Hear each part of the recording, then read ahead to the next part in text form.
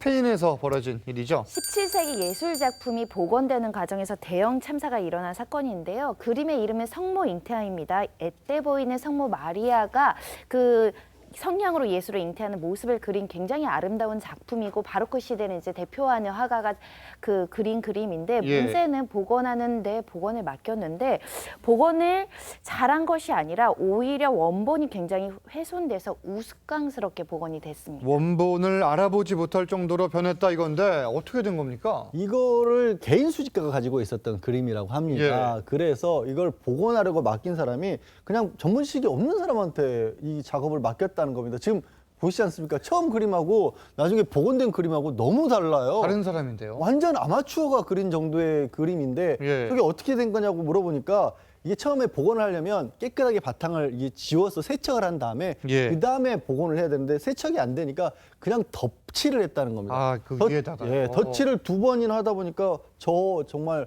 성모 마리아 얼굴이 저렇게까지 변했고요.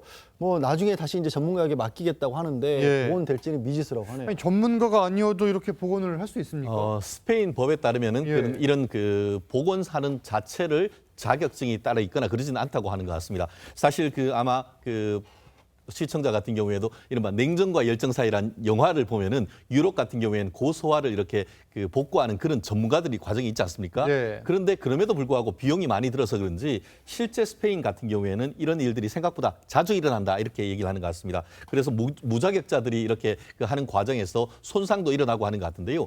뭐 이번 같은 경우에도 그 이것을 계기로 해서 스페인에서는 이 복원 자격에 대해서 좀 더 예. 자격을 강화하거나 자격이 있는 사람, 전문가들에게 대해서만 맡겨야 된다는 그런 여론이 일어나고 있다고 합니다. 아니, 그러고 보니까 이전에도 스페인에서 비슷한 일이 있었던 것 같아요. 2012년에 80대 성당 할머니가 예. 이 지금 벽화, 예수님이 그 그려져 있는 벽화를 다른 데 이제 복원 작업을 시켰는데 문제는 원숭이 같이 그려놓아서 논란에 휩싸이게 됐고요. 유명한 사건이죠. 네, 스페인 언론이 역사상 최악의 복원이라고 이제 비난을 하기도 했고요. 예. SNS에서 이제 라틴어로 에케 호모, 그러니까 이 사람을 보라 이런 뜻인데 이 원숭이를 보라라고 바꿔 부르면서 굉장히 관심을 갖게 됐는데 전화위복이라고 해야 될까요? 굉장히 끔찍한 복원이긴 한데 이 예. 사실이 알려지면서 이걸 보겠다라고 관광객들이 굉장히 이 작은 마을을 많이 찾았다라고 합니다. 오히려 관람객이 증가를 했다. 인기 관광지가 되는 다소 아이러니한 일도 있었던 건데 이번 사건의 경우에는 지금